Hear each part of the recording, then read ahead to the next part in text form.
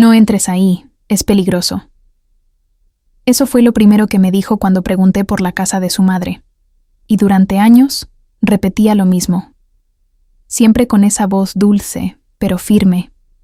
Casi como si me estuviera cuidando. Pero lo que no sabía era que detrás de esa frase se escondía uno de los secretos más devastadores que una mujer puede descubrir en un matrimonio. Mientras yo creía que él reformaba una casa en ruinas, él construía una vida nueva, entera, paralela, y me prohibía pisarla. ¿La excusa? El polvo, la obra, la salud frágil de su madre. ¿La verdad? Un universo construido con mi dinero, con mi silencio, y con mi nombre usado como escudo para mantener a otra mujer y a 2 hijos en secreto.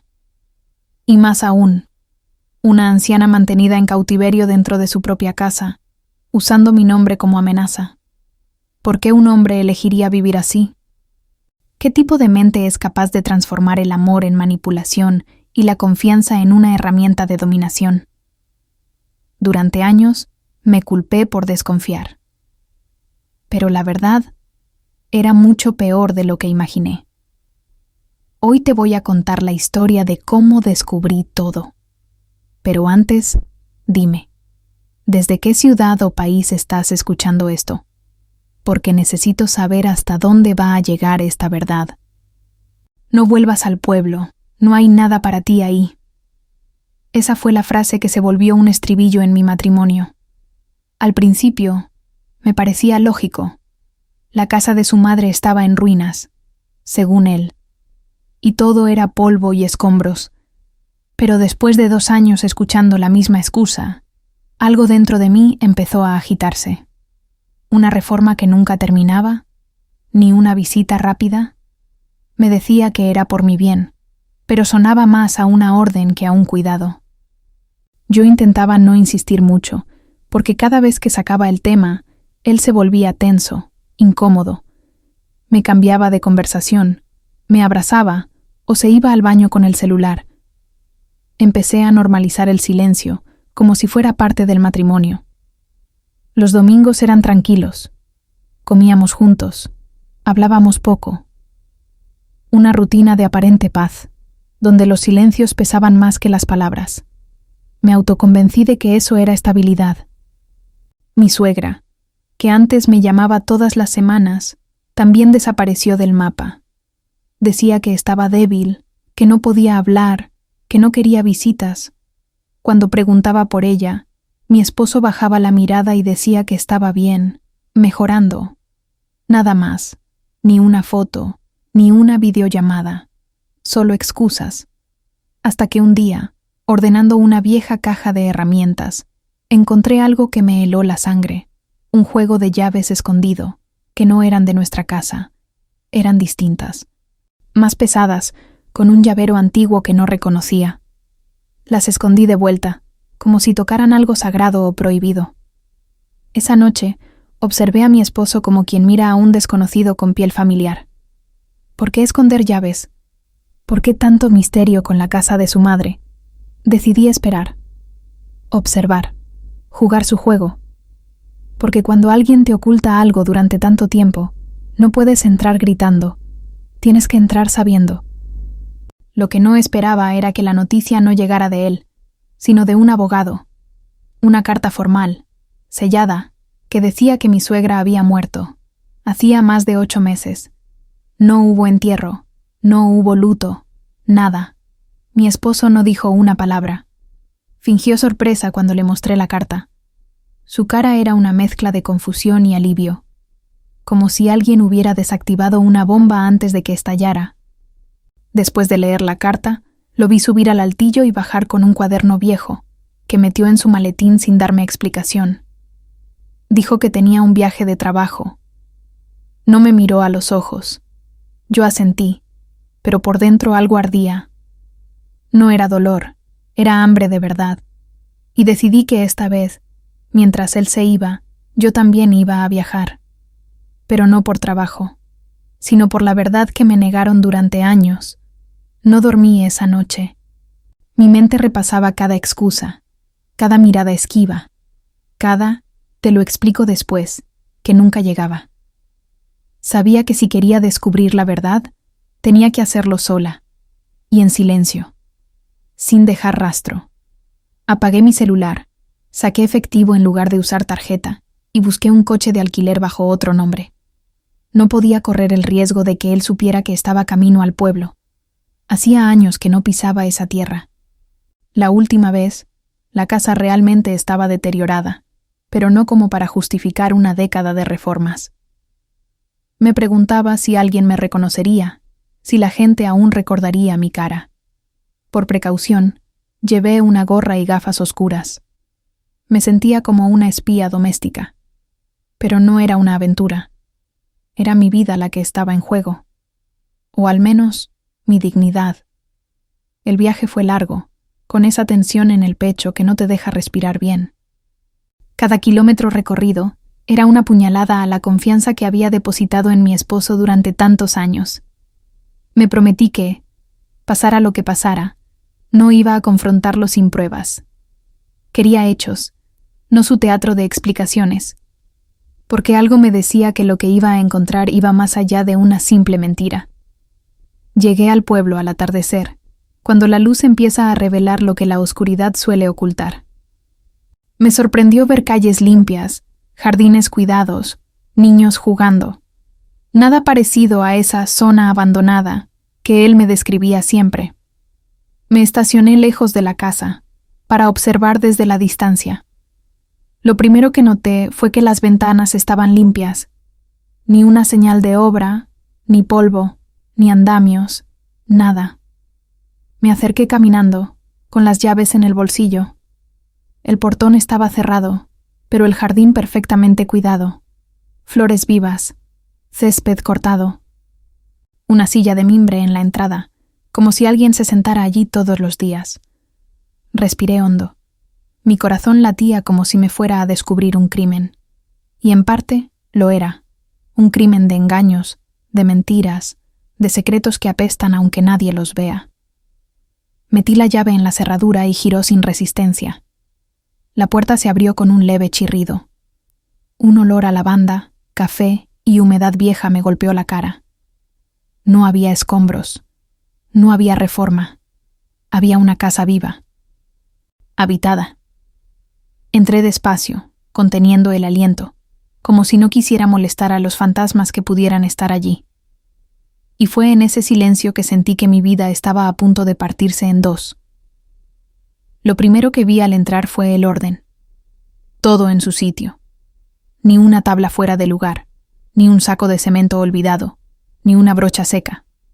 Nada. Aquello no era una casa en reforma. Era un hogar oculto. Un refugio montado en secreto. Cortinas limpias, cuadros en las paredes, lámparas encendidas por temporizador, todo cuidadosamente mantenido, como si alguien viviera allí con rutina y dedicación. Fui caminando despacio, sintiendo cómo cada paso enterraba años de ingenuidad. Me detuve en la cocina. Había pan fresco. Pan. Alguien había estado allí esa mañana. Revisé el refrigerador. Lleno. Yogures con fecha reciente. Una botella de vino abierta. Mi estómago se revolvió. No era una ilusión, ni un recuerdo detenido en el tiempo. Era una vida en curso. Una vida que mi esposo vivía sin mí. Me apoyé en la pared porque las piernas ya no me respondían. La idea de la reforma interminable se deshacía como papel mojado en mi cabeza. ¿Por qué mentir durante años? ¿Por qué inventar una ruina cuando había belleza? De repente, lo entendí, porque la belleza escondía algo mucho peor. La mentira no era para protegerme de la fealdad, sino del lujo, y de lo que ese lujo encubría.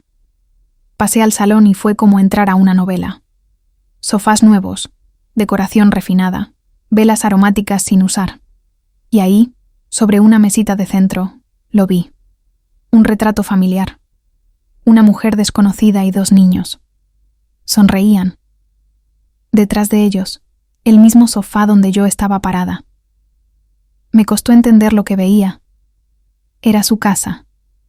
La misma casa que él decía estar arreglando. Pero había más. porque la mujer de la foto tenía algo familiar. Subí las escaleras, empujada por una mezcla de miedo y rabia, abriendo puertas con cuidado, como si esperara encontrar un cuerpo. Todo estaba impoluto. Dormitorios con camas hechas, ropa en los armarios, relojes, perfumes, detalles femeninos. Esto no era una casa abandonada. Era una segunda vida. Una vida paralela, construida ladrillo por ladrillo con mi ausencia como cimiento. Cuando bajé, volví al salón y me quedé parada frente al retrato. Lo tomé con las manos temblorosas. Fue entonces cuando sentí algo bajo la alfombra. Levanté la esquina y vi una trampilla. La abrí. Bajé con una linterna que estaba junto a la cocina. El sótano olía a humedad, pero también a algo más, como desinfectante. Y en un rincón, sobre una mesa, vi el primer dibujo. Un dibujo infantil, con su nombre, y una palabra escrita con crayones: papá. Las llaves giraron con una facilidad que me dolió, como si ese acceso siempre hubiera estado disponible para cualquiera, menos para mí. La puerta se abrió sin esfuerzo, sin alarmas, sin trabas. Y fue como si la casa respirara. Un aire denso, tibio, impregnado de lavanda y madera vieja me envolvió. No era el olor de una obra. Era el olor de la rutina, del uso diario, del silencio compartido. El primer impacto no fue visual, fue emocional. Mi cuerpo reconocía algo que mi mente aún no procesaba. El sofá tenía una manta cuidadosamente doblada, como si alguien la usara cada noche. Había una taza de café a medio tomar, revistas recientes sobre la mesa. Todo me gritaba: aquí se vive. Mis sentidos estaban hipersensibles. Cada olor, cada textura, cada sonido minúsculo me martillaba el pecho. Toqué la pared, como si eso pudiera confirmarme que no estaba soñando. ¿Dónde estaban los andamios, los obreros, el caos? ¿Dónde estaba la historia que él me contó durante años? Caminé hasta el pasillo, guiada por el eco de mis propios pasos. Pisadas sobre cerámica limpia, alfombras bien cuidadas, cuadros colgados con precisión. Una escena de revista. Solo que en esa revista yo no existía. El comedor parecía preparado para una cena. Vajilla elegante, copas limpias, servilletas de tela. Me acerqué a una estantería. Libros de cocina, novelas románticas, revistas de decoración. Había una atmósfera femenina, acogedora, casi cálida. Pero yo no sentía calor. Sentía náuseas, porque esa calidez no me pertenecía. Era el calor de otra mujer, de otra historia. En la sala de estar, una vela estaba encendida. No supe si reír o llorar. Una vela encendida significaba que alguien acababa de salir. Tal vez minutos antes de mi llegada. Todo estaba demasiado reciente, demasiado vivo. El miedo me paralizó por un segundo. ¿Y si todavía había alguien en la casa? ¿Y si esa persona sabía quién era yo? ¿Y si este era el principio de algo más oscuro? Pero no salí. No podía. Cerré la puerta con llave por dentro y avancé, despacio. Sabía que cada rincón podía ser una pista, una herida, una traición. El aire me pesaba en los pulmones, pero no iba a detenerme, porque en ese momento entendí que no había vuelto al pueblo. Había entrado en el corazón de una mentira construida con cariño, pero no hacia mí. No tuve que buscar mucho. Las señales estaban por todas partes, como si alguien las hubiera dejado ahí, burlándose de mí. En una repisa del dormitorio principal, encontré un frasco de perfume femenino, caro, uno que yo jamás tuve. Al lado, una foto enmarcada. Mi esposo con una mujer joven, abrazados, en una playa que nunca visitamos juntos. Sonreía de una forma que no veía en casa hace años. Despreocupado, feliz. Abrí los cajones del ropero. Ropa de hombre, sí, pero también de mujer.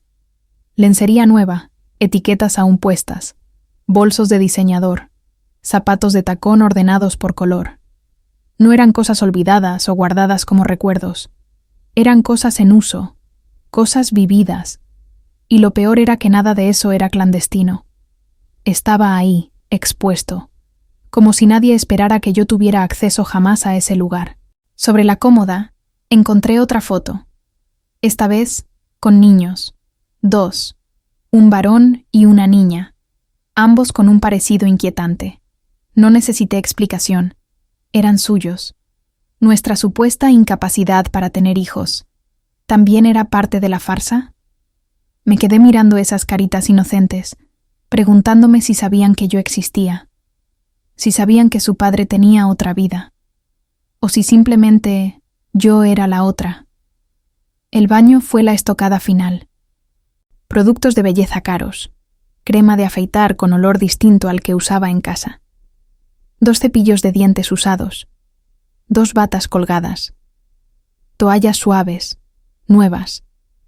Esa no era una casa vieja ni reformada. Era una segunda vida de lujo. Mientras yo recortaba gastos, él vivía como rey en un palacio que me prohibió pisar. Dinero, poder, mentira, todo cuidadosamente administrado. Me senté en la cama, que estaba tendida con una colcha de lino impecable. En la mesa de noche había una carta medio escrita con una caligrafía que no era la suya. «Te extraño cada minuto que no estás», decía. La rabia me nubló la vista. No solo me había mentido, había construido un universo entero sin mí.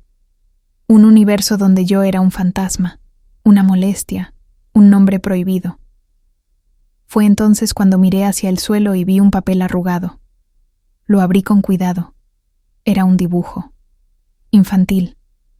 Un hombre, una mujer, 2 niños y una casa con un sol sonriente.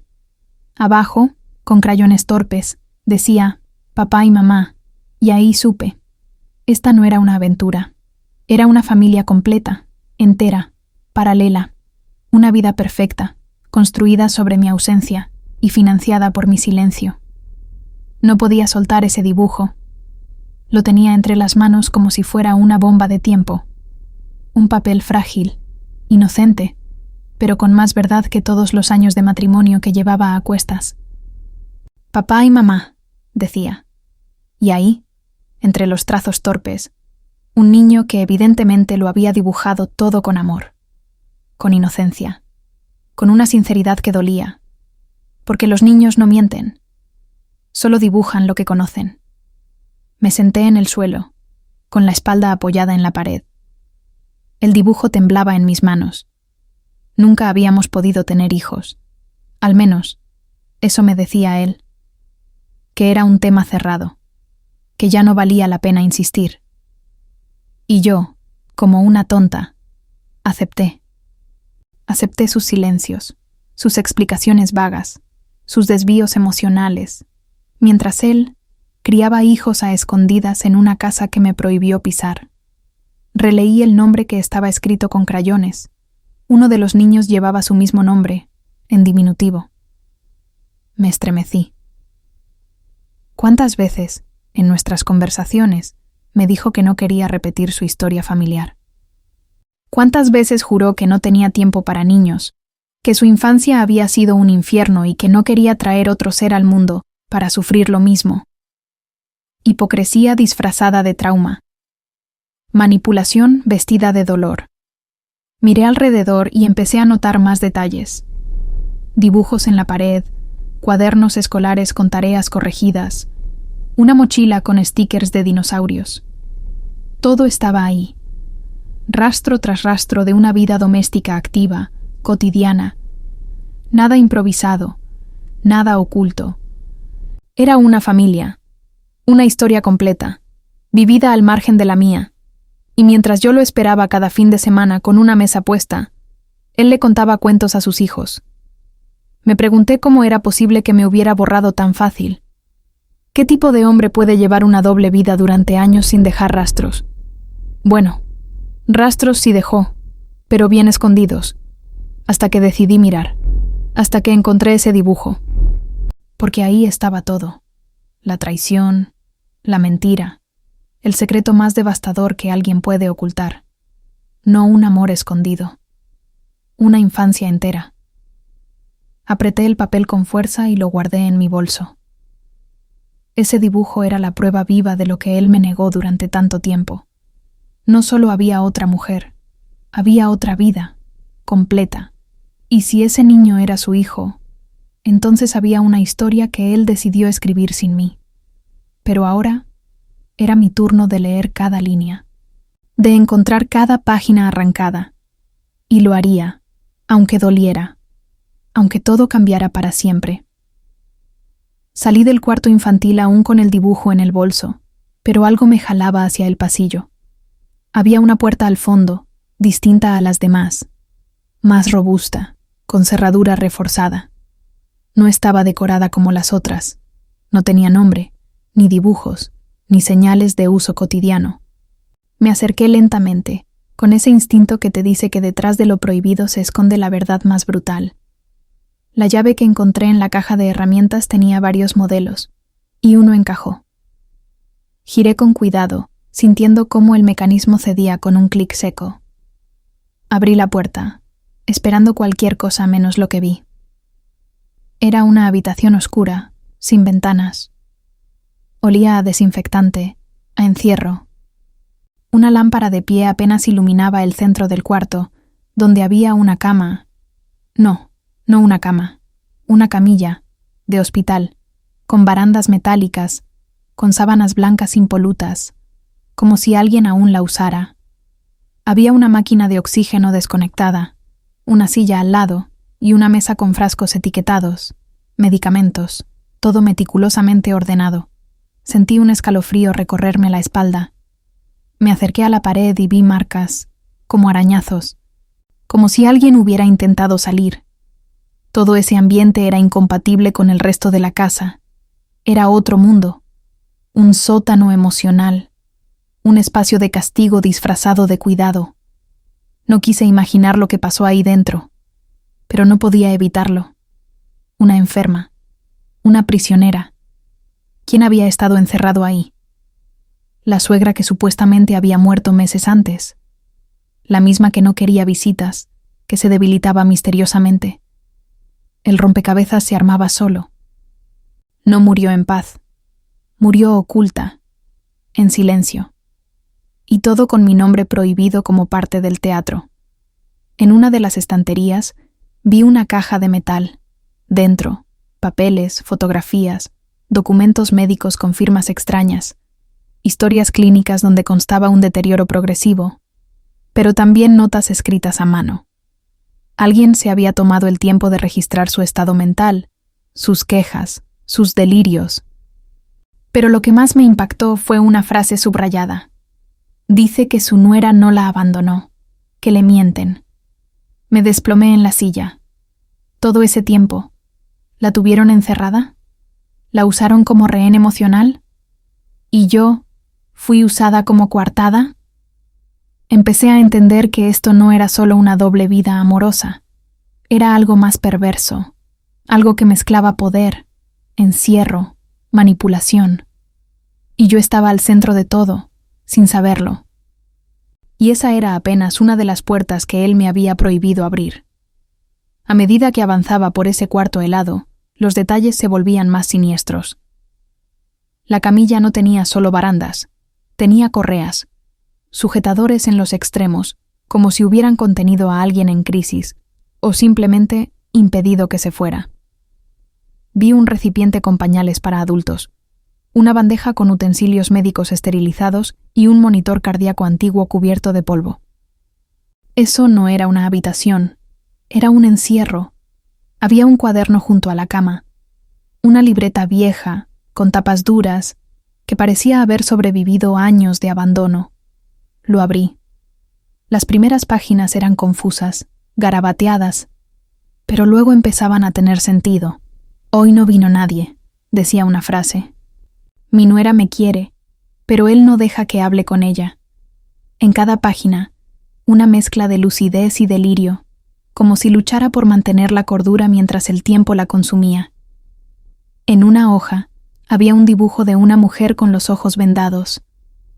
Abajo, con letra temblorosa, decía: me escondieron de ella. Sentí un nudo en la garganta. No solo habían aislado a esa mujer, la habían silenciado. Usaron mi nombre para encerrarla, para justificar su ausencia. Mientras yo preguntaba por ella, él respondía con frases dulces, con excusas bien elaboradas, mientras la mantenía tras una puerta cerrada con llave. No encontré fotografías recientes de ella, ni flores, ni recuerdos afectivos, solo documentos, registros de medicación, anotaciones como «hoy gritó su nombre» o «dice que la nuera no la abandonó». Cada una de esas líneas era una daga. Yo era su único vínculo con el exterior, y ese vínculo fue cortado deliberadamente. Por él. Por el hombre que dormía conmigo cada noche mientras tejía una cárcel para su propia madre. La sensación de injusticia me quemaba por dentro. Esa mujer no murió en paz. Murió ignorada, encerrada, usada como excusa para ocultar una verdad más grande. Y todo con mi silencio como cómplice involuntario. Nunca sospeché que el secreto detrás de la reforma fuera un cuarto como ese, ni que mi nombre fuera usado como herramienta de manipulación. Pero el cuaderno estaba ahí, vivo, hablando por ella. Me lo guardé, junto con los papeles. Ya no tenía miedo, tenía rabia, una de esas que no se grita, se acciona. Salí del cuarto, cerré la puerta y me prometí que ese lugar no volvería a guardar secretos, que cada rincón de esa casa iba a gritar lo que yo había callado por años. Porque ya no era solo mi historia, era la historia de alguien que murió esperando ser escuchada. Y yo iba a hacer ruido. Cerré el cuaderno con las manos temblorosas, pero algo en la habitación me detuvo antes de salir. En la mesita al lado de la camilla había un portarretratos dado vuelta. Lo tomé con cuidado. Al girarlo, sentí que el mundo se abría bajo mis pies. Era una foto familiar, pero no de la familia que yo conocía. Estaban él, la mujer del retrato anterior, los niños, y al centro, ella, su madre, la misma que, según él, no podía recibir visitas.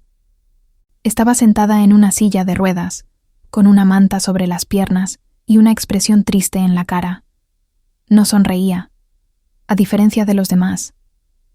Era una imagen congelada del teatro que montaron.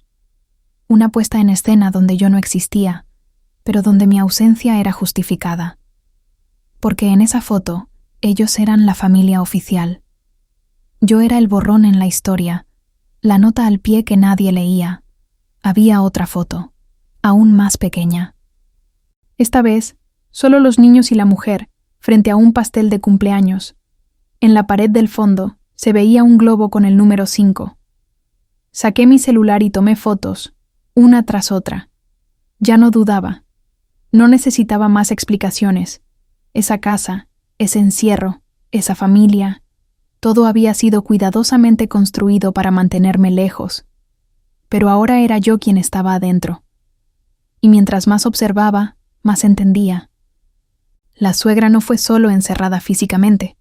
La habían borrado simbólicamente. Era la única que quizás podía contarme la verdad, por eso la silenciaron. Su mirada en la foto lo decía todo.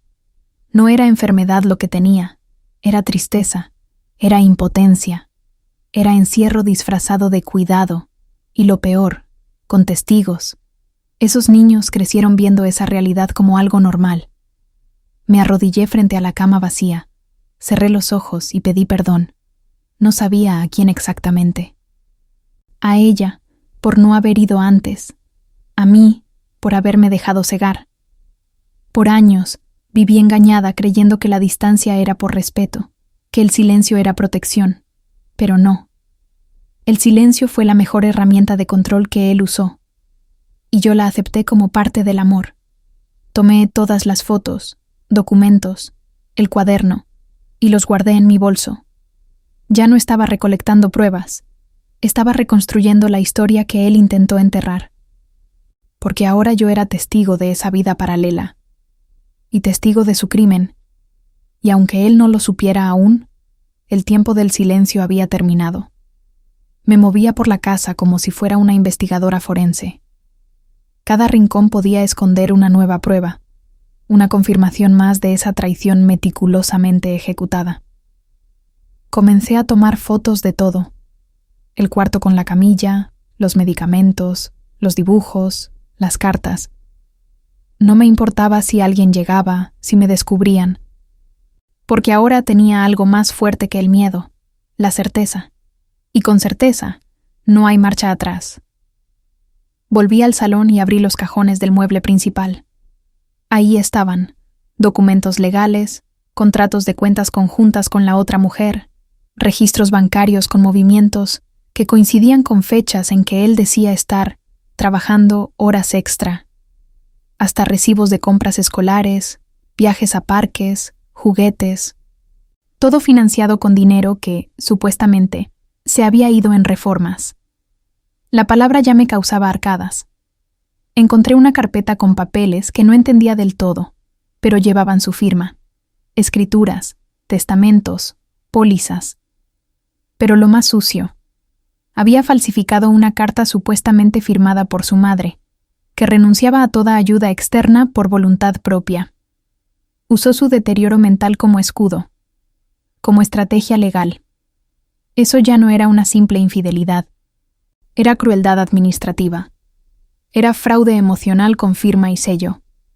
Guardé todo con cuidado, revisé hasta los basureros.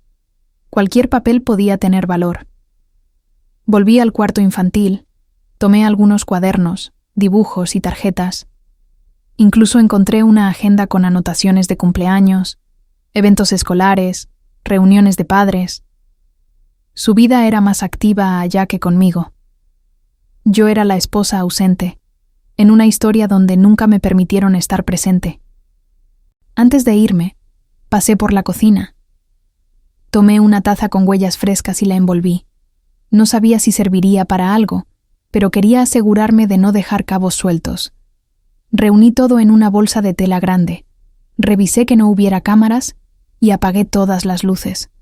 Cerré la puerta como la encontré y caminé hasta el auto con la bolsa apretada contra mi pecho, como si cargara restos de un cadáver. Y de algún modo, así era. No lloré, no temblé, solo respiré. Porque en ese momento entendí que esa casa no iba a ser destruida por mí, iba a ser desmantelada por la verdad. Y la verdad ya no era un presentimiento. Era una pila de pruebas que hablaban por sí solas. Ahora, el siguiente paso no era enfrentar a mi marido. Era reconstruir legalmente todo lo que él había corrompido. Y para eso, iba a necesitar aliados. En la bolsa que cargaba, entre documentos legales y fotos rotas, había algo que no podía dejar de tocar: el cuaderno de ella. El diario personal de mi suegra. Lo había hojeado por encima, pero ahora, en el silencio del coche estacionado, lo abrí con calma. Desde la primera página, su letra era firme. Frases largas, reflexivas, algunas incluso con humor. Parecía lúcida, más de lo que él jamás me hizo creer. No era una anciana senil, era una prisionera escribiendo desde su celda. Las primeras entradas hablaban de mí, de nuestras visitas, de cómo me veía como una hija, de cómo sentía que yo traía paz a la casa. Después, la narrativa cambiaba. Hoy no me dejó hablar con ella. Dice que no me extraña, pero yo no le creo. La tristeza comenzaba a colarse entre las líneas, y con ella la sospecha. Él la manipula, escribió, y yo ya no sé cómo advertirle sin que me lo impida. Pasaban los días, y las frases se acortaban. Las letras se desordenaban, como si el cuerpo ya no le obedeciera, pero aún así luchaba por dejar rastro.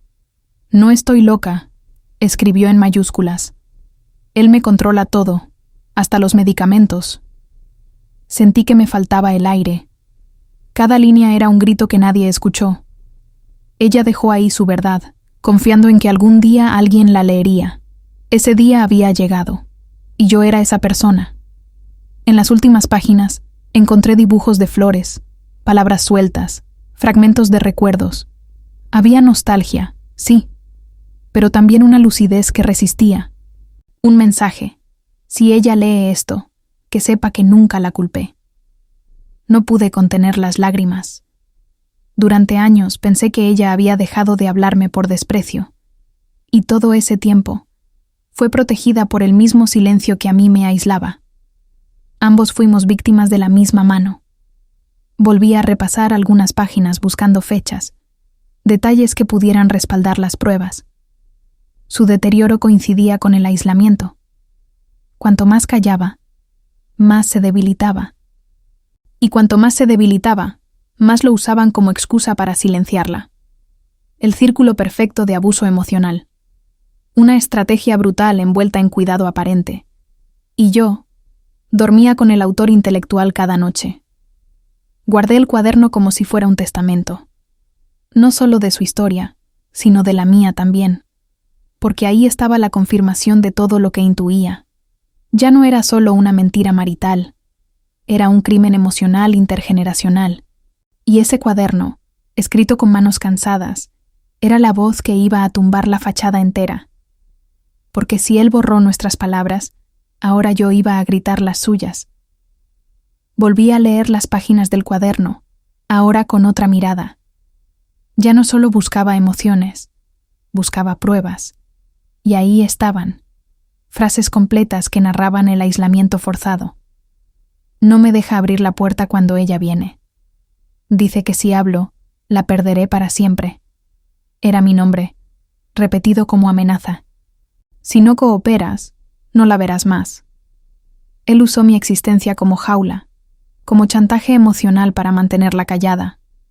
Había una entrada fechada en diciembre, donde ella escribía: hoy intenté llamarla, pero cortó la línea. Me estremecí. Nunca recibí esa llamada. Nunca supe que ella intentó alcanzarme. Él bloqueó todo. Decía que era por mi bien, por mi salud mental, por no meterme en problemas familiares. Pero lo que ocultaba era una operación de control absoluto, donde cada gesto mío era una pieza en su estrategia. Dice que ella no entendería lo que pasa aquí. Escribió en otro día, que solo empeoraría las cosas. Otra vez mi nombre usado como excusa para el encierro. No me sorprendía del todo, pero verlo escrito, con esa letra temblorosa, dolía. Porque confirma que cada vez que él hablaba de su madre como una carga, lo hacía no desde el cuidado, sino desde la culpa inducida. Me hacía creer que yo era parte del problema. Más adelante, una página estaba marcada con una hoja seca. Allí, ella escribía: no estoy loca, estoy cansada.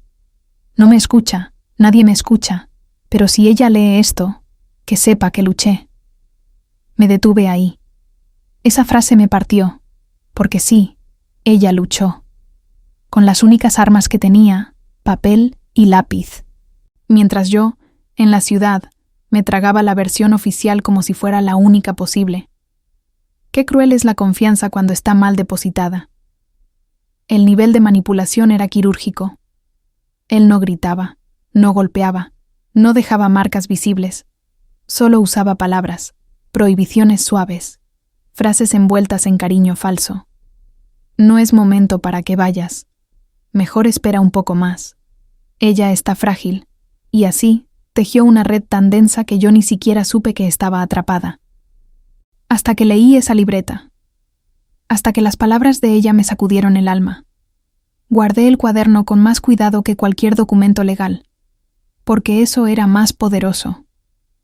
Era testimonio puro, no solo de su sufrimiento, sino de mi ceguera.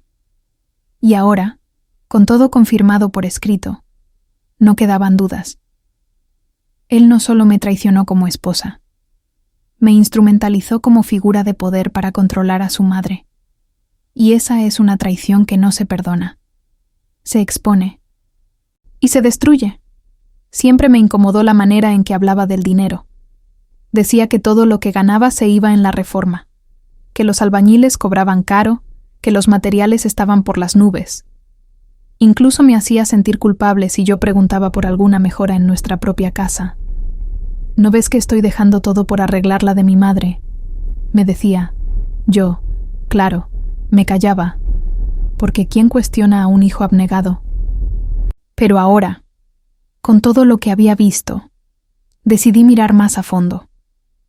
Los papeles financieros que tomé de la casa oculta hablaban por sí solos. Cuentas bancarias que yo no conocía, tarjetas de crédito con gastos sospechosos, suscripciones a clubes exclusivos, cruceros, ropa de lujo, juguetes caros, clases particulares para los niños, todo con fechas que coincidían con los supuestos gastos de reforma. Descubrí transferencias mensuales desde nuestra cuenta conjunta a una segunda cuenta a nombre de una empresa fantasma. Revisando los estados, esa empresa no tenía actividad real, pero sí pagos a nombre de la otra mujer. Incluso, uno de los contratos estaba a nombre de la suegra. Usaron su identidad para justificar movimientos. ¿El colmo? Una factura por una clínica geriátrica, que nunca existió. Había también pruebas de compras de electrodomésticos dobles, muebles carísimos, hasta una renovación de cocina, pero no en nuestra casa. Todo era para aquella donde vivía la familia paralela.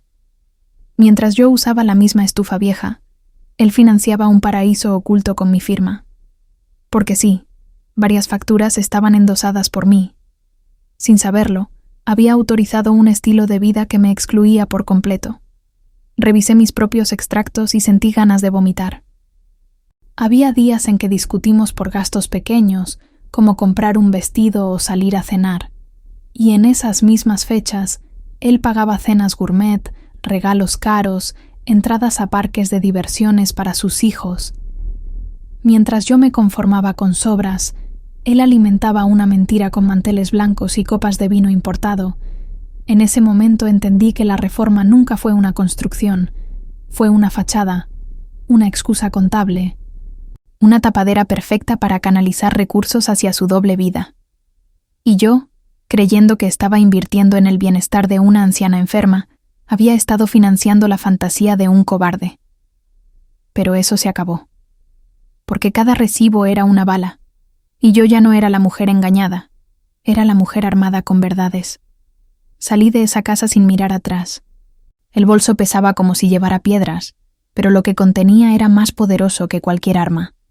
Pruebas, documentos, verdades crudas. Caminé por la calle del pueblo con el corazón galopando, pero no era miedo lo que sentía esta vez. Era algo nuevo, una fuerza que no me reconocía. No era solo rabia, era determinación, la clase de energía que nace cuando ya no hay nada que perder. Durante años me sentí pequeña, como si cuestionar fuera sinónimo de deslealtad, como si dudar de él fuera una falta de respeto. Pero ahora veía todo con otros ojos. La manipulación, el gaslighting, el abuso disfrazado de protección, y ya no me temblaban las piernas. Me sentía firme, sólida, como si cada paso fuera una declaración de guerra silenciosa. Él ya no tenía el control de esta historia. Llegué al auto, lo encendí, y antes de arrancar me miré en el retrovisor. No era la misma mujer que había llegado unas horas antes. Aquella venía llena de preguntas. Esta volvía con todas las respuestas, y con eso, el poder cambiaba de manos. Ya no me interesaba hablar con él, ni llorar, ni gritar. Ahora quería actuar, y lo iba a hacer con inteligencia, con estrategia. Nada de emociones fuera de lugar. Justicia fría. Llamé al abogado desde un teléfono público, para que no pudiera rastrear nada. Le pedí una reunión urgente, y le advertí que traería algo delicado. No preguntó, pero su tono cambió. Sabía que esto no era cualquier trámite. Guardé el teléfono y me subí de nuevo al auto. Puse música clásica, bajé un poco la ventana y conduje en silencio. Cada kilómetro era una despedida, de la ingenua que fui, de la esposa perfecta, de la tonta útil. Pasé por la entrada del pueblo y vi la placa con su nombre. Por años, esa palabra me pareció un lugar de cariño. Hoy solo me daba escalofríos, pero también una certeza. Nunca más iba a pisar esa casa como víctima. Si algún día volvía, sería como dueña de la verdad. Porque lo que encontré ahí adentro no fue solo un engaño, fue una estructura entera de poder, montada sobre mi confianza. Y eso, ahora, tenía fecha de caducidad. Mientras el sol comenzaba a caer, apreté el volante con fuerza. No sabía aún cómo terminaría esta historia, pero lo que sí sabía es que ya no estaba huyendo, estaba avanzando. Y con cada documento en mi bolso, con cada línea escrita por esa mujer que encerraron hasta callarla, iba armando mi contraataque. No para destruir, sino para reconstruir todo lo que él intentó enterrar. Antes de salir definitivamente del pueblo, decidí hacer una última parada. Había una señora que solía vivir frente a la casa de su madre, doña Elena, una mujer de voz fuerte, que siempre barría la acera como si fuera la dueña del barrio. Crucé la calle y toqué su puerta con el corazón latiendo en la garganta. Me abrió con la misma mirada de siempre, pero esta vez no disimuló la sorpresa al verme. «Tú eres la esposa del señor Ricardo». Le dije que sí, sin rodeos, que necesitaba hablar con ella. Me invitó a pasar con esa mezcla de curiosidad y nerviosismo que solo tienen los que saben algo, pero nunca se atrevieron a decirlo. En cuanto me senté, lanzó la bomba sin que yo preguntara: «¿Así que ya te enteraste de la otra señora?» Me quedé en silencio. No necesitaba más confirmaciones, pero aún así dolía. Me ofreció un té, como si eso pudiera endulzar la verdad. Doña Elena habló sin pausa, que hace años veía a esa mujer entrando y saliendo como si fuera la dueña, que los niños jugaban en el jardín y que todos en el pueblo sabían de esa segunda familia. Y nosotros pensábamos que tú sabías, que era un acuerdo moderno, dijo entre sorbos. Me reí por dentro. Un acuerdo moderno, claro, tan moderno que yo era la única que no estaba invitada a firmarlo. Me contó que la suegra dejó de salir hace mucho, y que desde entonces solo la escuchaban llorar o gritar a veces, que nadie entendía por qué ya no aparecía, pero que él decía que estaba muy mal, muy frágil, no tolera visitas. Algunos sospechaban, pero nadie se metía. Aquí cada quien cuida lo suyo, mija, me dijo con resignación. En resumen, todos sabían, nadie hablaba. La clásica ley del silencio de pueblo chico. Le mostré una de las fotos que había tomado. Su cara se puso seria. Sí, esos son sus niños. Pero ninguno de esos niños es tuyo, ¿verdad? Negué con la cabeza. No necesitaba palabras. Ella entendió todo con solo mirarme. Me tomó la mano y por primera vez alguien validó mi dolor sin frases hechas. Te hicieron una jugada muy sucia, hija. Pero si ya llegaste hasta aquí, no te detengas. Haz lo que tengas que hacer. Salí de esa casa más ligera, porque ya no era solo mi versión. Ya no era una sospecha alimentada por intuiciones. Ahora había testigos, había historia compartida.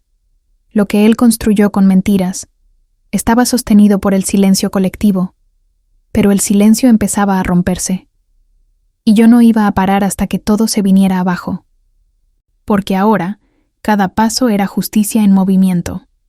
Al llegar a la ciudad, fui directo al despacho del abogado. Ya me estaba esperando con una expresión seria, como quien sabe que algo grande está a punto de estallar.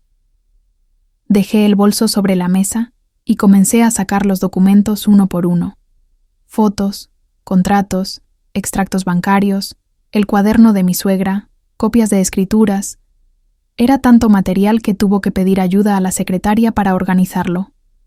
Y allí, en silencio, empecé a reconstruir la red que él había tejido con tanto cuidado durante años. Expliqué todo en orden cronológico, como si se tratara de una serie de delitos. Y, de hecho, lo era. Falsificación, desvío de fondos, abuso emocional, privación ilegal de la libertad, uso indebido de identidad, fraude patrimonial. Cada pieza encajaba. Cada silencio que soporté ahora era una prueba. El abogado, experimentado, solo me interrumpía para pedir fechas o confirmar nombres. Y con cada respuesta mía, Asentía con una incredulidad cada vez mayor. Hubo dolo, y hay pruebas, dijo finalmente. Pero lo más grave aquí es que involucró su firma en negocios paralelos, lo que abre el camino para la anulación de documentos y la reversión de bienes. Mi corazón latía con fuerza, pero de una manera distinta. Por primera vez en años, sentía que no estaba sola, que había una salida, una oportunidad de limpiar mi nombre, mi historia, y devolver la dignidad que me fue robada. Solicitamos un perito para evaluar la autenticidad de los documentos supuestamente firmados por mí. Pedí también que se investigaran los movimientos financieros de los últimos 5 años. Y es más que eso, solicité una medida de protección. Él no podía saber que yo ya sabía, porque aún faltaba la parte final, la confrontación, pero yo quería que fuera pública, legal, irrefutable y, de ser posible, con testigos. El abogado me sugirió formalizar todo con una denuncia y preparar la documentación para una acción judicial múltiple, familiar, penal y civil. Acepté sin dudar. Ya había perdido demasiados años esperando respuestas. Ahora era el momento de actuar. Y si él había construido un imperio sobre mí, yo lo iba a demoler, pieza por pieza, con cada prueba que yo misma había sacado de las entrañas de aquella casa. Antes de salir del despacho, me dijo: «Tiene un caso sólido, pero más que eso, tiene la verdad, y eso, incluso en la justicia, pesa». Salí de allí con un dossier en las manos y un plan trazado.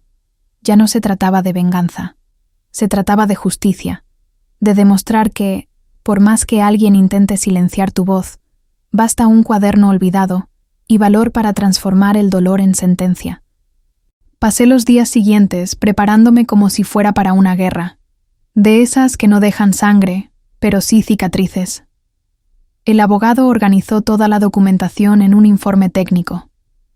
Ya había una orden judicial en curso, una solicitud de levantamiento del secreto bancario y autorización para citar a testigos. La policía local también fue notificada. Y lo más importante, el juez aceptó que la confrontación estuviera acompañada por oficiales. Nada se haría a escondidas. Elegimos el lugar, el registro notarial al que él solía ir para resolver asuntos pendientes. Lo llamamos en nombre del despacho de abogados, informándole que había un documento importante relacionado con la herencia de su madre. Él, sin sospechar nada, aceptó de inmediato. Estaba tan seguro de su actuación que ni siquiera imaginó que yo ya estaba entre bastidores. Arrogancia, el arma que convierte a los villanos en aficionados. La noche anterior, revisé el dossier una última vez. Fotos, copias, testimonios, fechas. Tuve una breve recaída emocional, porque, en el fondo, aún era mi marido. Aún era el hombre con el que dormí durante años, con quien compartí planes, deseos y dolores. Pero la mujer que ahora organizaba pruebas ya no era la esposa, era la superviviente, la heredera legítima de la verdad y la ejecutora de su caída. Me vestí con ropa neutra, el cabello recogido, maquillaje discreto. Quería ser invisible e incuestionable al mismo tiempo. Nada de victimismo, nada de drama, solo hechos. Cuando llegué al registro, el oficial ya estaba allí. El abogado también. En cuanto él entró, confiado, sonriendo con su vieja cara de buen tipo, sentí cómo subía la adrenalina, pero me mantuve firme. Él aún no sabía que, por primera vez, yo iba a hablar. Se sentó a la mesa, miró los papeles frente a él y, cuando finalmente me vio, palideció. «¿Qué estás haciendo aquí?», preguntó. Yo no respondí. Fue el abogado quien habló. «Ella está aquí porque todo esto es sobre ella». Y entonces, uno a uno, los documentos comenzaron a presentarse. Él intentaba reír, negar, inventar. Pero era como ver un barco agujereado hundirse lentamente. Las pruebas hablaban por mí. Se retorcía, cuestionaba la legalidad, decía que todo era un malentendido, pero la presencia de la justicia allí no permitía escapatoria. Y la mirada del oficial era clara: ahora, quien mintiera sería detenido. Yo no necesité alzar la voz, solo abrir carpetas, señalar fechas y mostrar el cuaderno. Cuando lo vio, el teatro terminó, no con aplausos, sino con silencio. Y en ese silencio, él supo. Todo lo que había ocultado. Ahora era público. Después de la confrontación en el registro, él todavía intentó mantener el control. Decía que todo podía ser explicado, que los niños no tenían culpa, que la otra mujer no sabía de mí, mentira tras mentira, pero el golpe ya estaba dado, y el siguiente paso era hacer visible aquello que había ocultado durante años, la segunda casa donde se desarrollaba su verdadera vida, y esta vez no iría sola. Acompañada por un oficial y por mi abogado, fuimos a la dirección registrada en los contratos que él había firmado con la otra mujer. Estaba en un barrio residencial discreto, de esos donde todas las casas parecen tranquilas por fuera, pero algunas esconden tormentas. Llegamos a primera hora de la tarde. Su coche estaba estacionado allí, y dentro, a través de las ventanas entreabiertas, escuché voces, risas de niños, el sonido de ollas, una familia, viva. Él aún intentaba llevar su vida con normalidad, como si nada hubiera pasado. La mujer abrió la puerta, sorprendida, sin entender. Detrás de ella, los dos hijos corrían por la sala. Me miró de arriba a abajo, como quien intenta descifrar una amenaza. Pero bastó mostrar la orden para que todo se derrumbara. Ya no había espacio para el teatro. Aquella casa, que era un hogar para ellos, también era una prueba viva de mi exclusión. Las habitaciones tenían fotos en las paredes, cumpleaños marcados en el calendario, dibujos pegados en la nevera. Él no solo tenía otra vida, la celebraba. No fue un error. Fue un proyecto de vida sostenido en secreto, a costa de mi silencio. La mujer lloraba. Decía que no sabía de mí. Yo la miraba con una compasión amarga. Porque, irónicamente, ella también había sido utilizada, manipulada por un maestro de la mentira. Los niños nos observaban confundidos. Y eso fue lo más doloroso, porque no era culpa de ellos. Eran inocentes dentro de una historia podrida. Pero aún así, yo tenía que continuar. Necesitaba ver con mis propios ojos cada habitación, cada registro, cada mentira convertida en decoración. Tomé fotos, registré objetos, horarios escolares. El oficial hacía anotaciones. La casa, ahora, era un escenario de crimen emocional. Salí de allí en silencio. No necesitaba decir nada. Las imágenes hablaban por sí solas. Mientras yo ahorraba y postergaba sueños, él construía castillos con mi esfuerzo. Ahora, con todo documentado, no quedaban dudas. Vivía 2 vidas completas, en paralelo, con la perfección de un actor premiado. Pero el escenario cayó. Y todos los personajes, incluso los que no sabían que estaban en escena, ahora conocían el guión. Él no esperaba esto.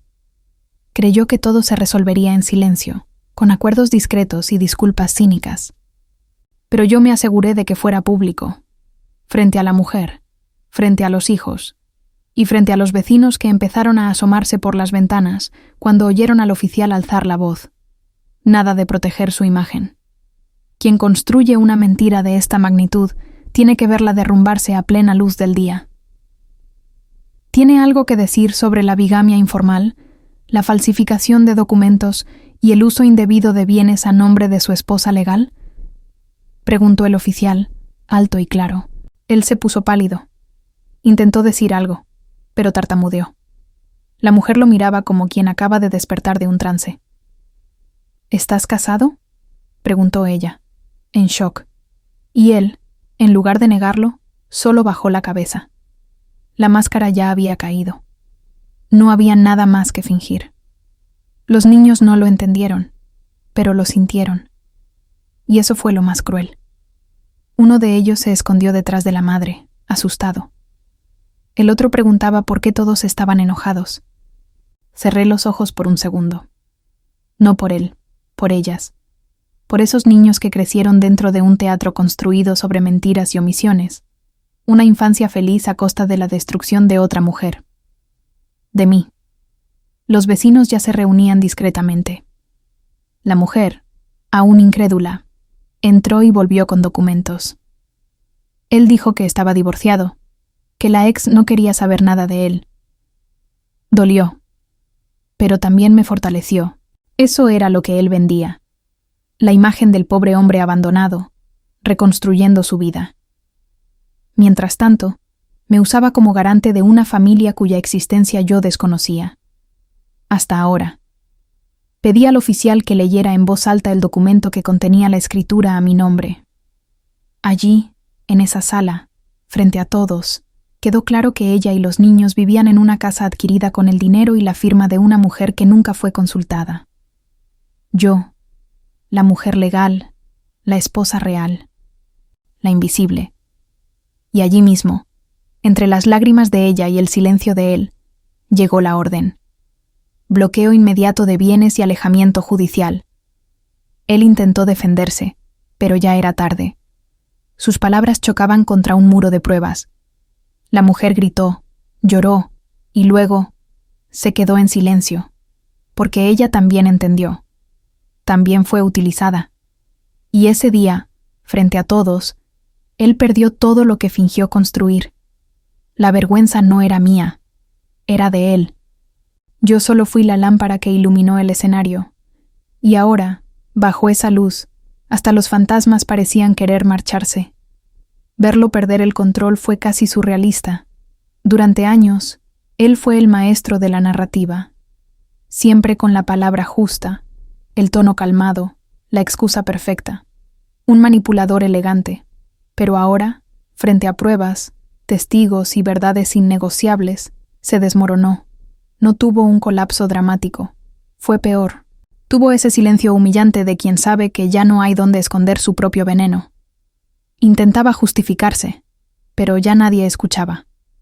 Ni la mujer, ni los vecinos, ni las autoridades. Todo lo que decía sonaba ensayado, y probablemente lo estaba. Pero el escenario ya había sido desmontado y el público había visto los bastidores. Aquel hombre que durante años se presentó como víctima, como salvador, como héroe, no era más que un cobarde aterrorizado ante la idea de perder los juguetes que compró con mentiras. Cuando la orden judicial fue puesta en sus manos, percibí el instante exacto en que cayó en la cuenta. Sus hombros se hundieron, la arrogancia se evaporó. Ni siquiera me miró, ni intentó pedir perdón, porque sabía que ya no podía alcanzarme con palabras. Yo estaba en otro lugar. En un lugar al que él ya no tenía acceso, la realidad. La verdad que intentó moldear durante tanto tiempo ahora lo devoraba. La otra mujer pidió tiempo para entender, con razón. Ella también estaba en ruinas, pero, a diferencia de mí, tenía algo que yo ya no tenía, 2 hijos pequeños observándolo todo. Y allí vi, en sus ojos, el mismo dolor que me acompañó durante años. Fuimos víctimas del mismo hombre, en tiempos distintos, con relatos adaptados, pero con el mismo guión. Ella entendió que también formaba parte de la mentira. Poco a poco, los testigos se dispersaron. El oficial nos orientó sobre los próximos pasos legales. La prisión preventiva estaba siendo considerada, por falsedad ideológica y otros delitos ya confirmados. Firmé los documentos con manos firmes, sin lágrimas, sin vacilación, porque la verdad, cuando finalmente se revela, no necesita escándalo. Basta con existir. Y así fue como su máscara cayó. Sin estridencias, sin discursos, solo con el peso de todas las mentiras saliendo finalmente a la luz. Y en ese momento, él ya no era mi marido. Era apenas un hombre común, sin control, rodeado de verdades que no podía negar. Y yo, del otro lado, ya no era la esposa traicionada. Era la mujer que sobrevivió a su manipulación y ahora escribía el último capítulo. 2 días después de la confrontación pública, llegó el momento que sabía que vendría, pero que aún así me dejó sin aliento. La policía llamó a su puerta con una orden en la mano, y esta vez no había excusas ni adornos. Bajó las escaleras de la casa con la misma camisa arrugada que llevaba el día de la revelación. Sin la postura altiva, sin encanto, solo un hombre derrotado, a punto de enfrentar algo que nunca imaginó. Consecuencias reales. La comisaría estaba en absoluto silencio cuando entró esposado. Fui llamada para formalizar mi declaración, volver a presentar los documentos originales y ratificar la denuncia. Lo hice con la calma de quien no necesita justificarse. Tenía pruebas, testigos, registros. Pero, sobre todo, tenía el diario de mi suegra. Aquello era más que una evidencia, era el alma completa de la injusticia expuesta. Mientras llenaba los formularios, lo escuché intentar discutir con uno de los policías. Fue un malentendido. Ella está exagerando. Hay cosas que no son lo que parecen. Pero ya ninguna mirada le concedía credibilidad. Uno de los investigadores fue claro. Señor, lo que parece aquí es que usted vivió toda una vida basada en la mentira y el abuso. Y ahora va a responder por ello. Las acusaciones fueron formalizadas. Falsedad ideológica, estafa, uso indebido de identidad ajena, privación ilegal de la libertad, coacción emocional y fraude patrimonial. Un conjunto indigesto para cualquier abogado defensor. Aún intentaron negociar un acuerdo, pero el fiscal fue firme. Con este nivel de pruebas, no hay acuerdo. Vamos hasta el final. Y yo, por primera vez, sentí que alguien hablaba por mí, y por ella. Quedó detenido mientras avanzaba la investigación, y durante ese tiempo apareció más gente, otras historias, otras mujeres, patrones repetidos. Él no era un caso aislado. Era un depredador emocional de alto rendimiento. El sistema ahora lo observaba con lupa. Y eso, para alguien que siempre se protegió con encanto y labia, era el verdadero castigo. Ser tratado como lo que realmente era. Salí de la comisaría y miré el cielo. Llovía suavemente. Pero para mí era como si lo lavara todo. No me sentía victoriosa, me sentía limpia. Era el final del ciclo de la manipulación. La verdad había vencido. Y él, por primera vez en su vida, ya no podía escribir su propia versión de los hechos. Ella llegó a la comisaría días después de la detención. La mujer con la que él compartía su segunda vida. Estaba pálida, el rostro cansado y los ojos cargados con esa mezcla de rabia y vergüenza que solo quien ha sido engañada hasta el último hilo de su ser puede llevar. Pidió hablar con la fiscalía y ofreció algo que nadie esperaba: su propio testimonio. No para protegerlo, sino para confirmar lo que realmente era: un manipulador serial. En su relato, el patrón se repetía con una precisión inquietante. Él decía que había estado casado, pero que su exesposa era inestable, que había abandonado a la suegra enferma y que él, pobre de él, cuidaba solo de su madre. Aseguraba que estaba reconstruyendo su vida y que ella, la nueva compañera, era su verdadero comienzo. La envolvió con promesas, atención y, por supuesto, con el mismo dinero que me quitaba a mí sin que yo lo supiera. Contó cómo, poco a poco, él se fue volviendo controlador. Elegía su ropa, limitaba sus encuentros con amigos y siempre tenía una explicación perfecta para todo. Incluso para sus ausencias esporádicas, las llamadas que hacía desde el coche y los días en que necesitaba resolver asuntos del pasado. Construía una realidad en la que él era siempre la víctima, y ella, claro, la heroína que lo salvaba. Pero su historia tenía marcas emocionales y también financieras. Comprobantes de depósitos, recibos firmados e incluso mensajes en los que él mencionaba que estaba a punto de deshacerse oficialmente de la ex. Ver esos mensajes impresos fue como escuchar el eco de mi propia historia, solo que contada desde otro ángulo. La misma trampa, con otro escenario y otro vestuario. Ella lloró al final del testimonio. No por él, sino por ella misma. Por haber creído. Por haber construido toda una vida sobre una mentira bien contada. Y en ese momento, Incluso con todo el daño hecho, sentí algo que no esperaba: empatía. Porque ninguna mujer sueña con ser cómplice de un canalla. Una simplemente se enamora de hombres que mienten demasiado bien. La fiscalía incorporó su testimonio al expediente. Ahora, él ya no era solo un marido infiel, era un estafador emocional con un historial documentado de manipulación y abuso. Y la justicia, por fin, comenzaba a llamarlo por su nombre correcto, sin apodos, sin disfraces, sin encanto. Simplemente, acusado. Cuando el juez leyó la sentencia, se hizo un silencio absoluto. Era como si todos los fantasmas de esa historia estuvieran allí, presentes, esperando justicia. Y llegó. La condena fue clara: prisión por un tiempo determinado, con posibilidad de ampliación en caso de que otros delitos fueran confirmados en los procesos paralelos. Además, la anulación de todos los documentos firmados bajo falsedad, incluidos aquellos que utilizaron mi nombre sin mi consentimiento. Los bienes adquiridos a partir de los desvíos fueron bloqueados. La casa de la vida paralela entró en inventario judicial y el dinero desviado de la cuenta conjunta quedó congelado. Por primera vez, él no tenía cómo maniobrar, sin acceso a cuentas, sin aliados, sin palabras que lo salvaran. Las máscaras cayeron, los contratos se derrumbaron, y todo aquello que construyó en secreto se convertía ahora en polvo dentro de un proceso público. La Fiscalía solicitó además investigaciones en otros estados, indicios de que podría haber hecho lo mismo con más personas.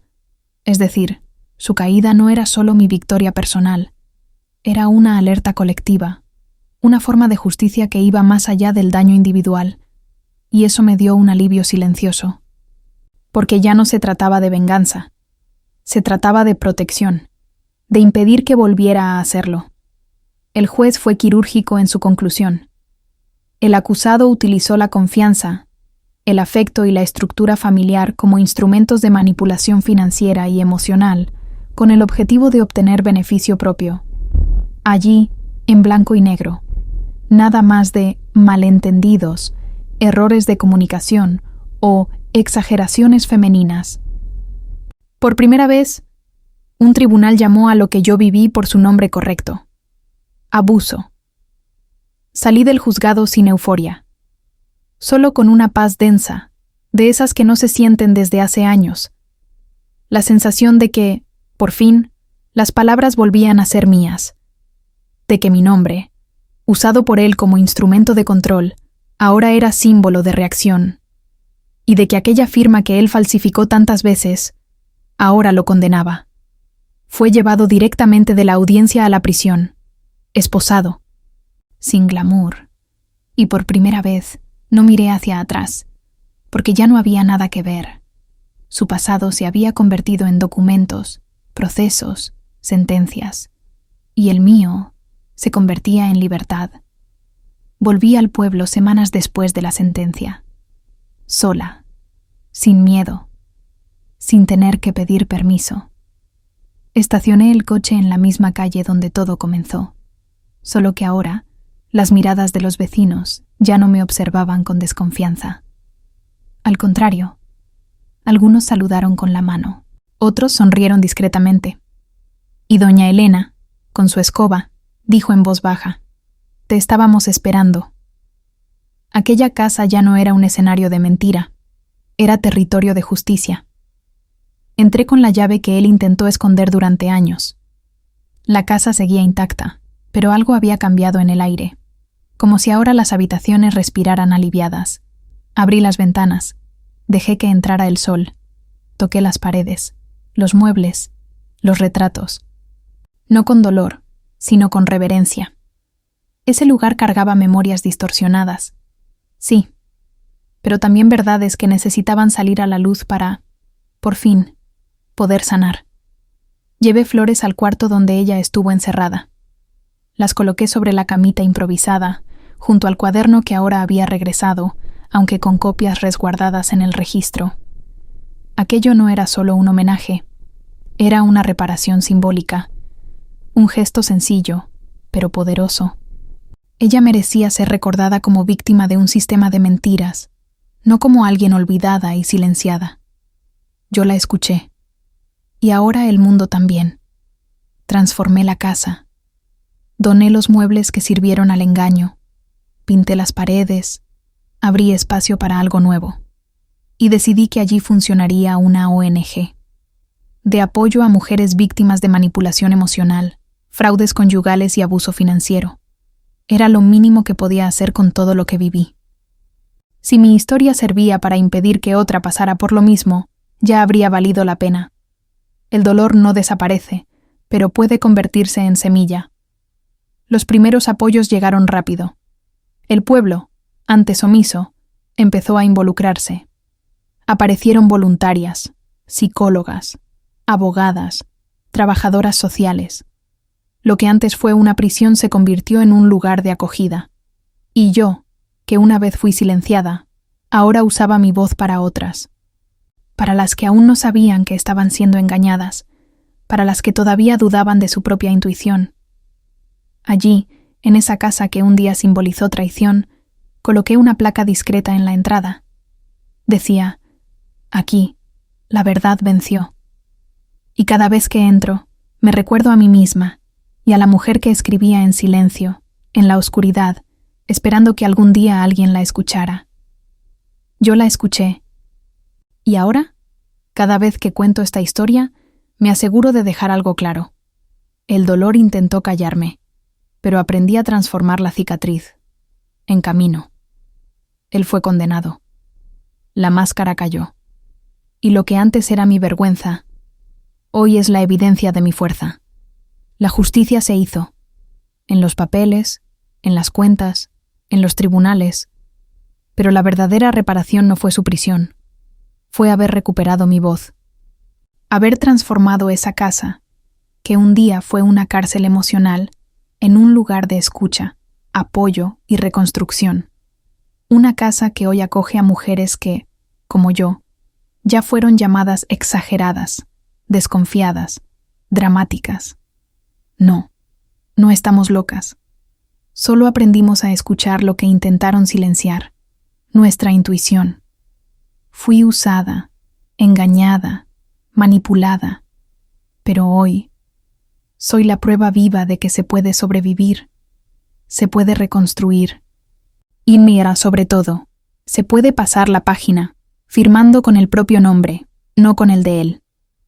Ahora te digo algo. Si alguien te está prohibiendo entrar en un lugar donde tienes todo el derecho de estar, ahí no hay amor, hay control.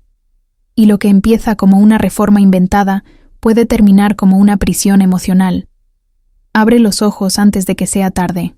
O, si ya lo fue, aún estás a tiempo de darle la vuelta a la historia. Y si esta historia te tocó, compártela con alguien que necesite abrir los ojos. Dale like para que más personas puedan verla. Comenta aquí abajo qué harías tú en mi lugar, o qué has vivido. Y si quieres más historias como esta, suscríbete al canal, activa la campanita, porque cada semana traigo verdades que nadie se atreve a contar.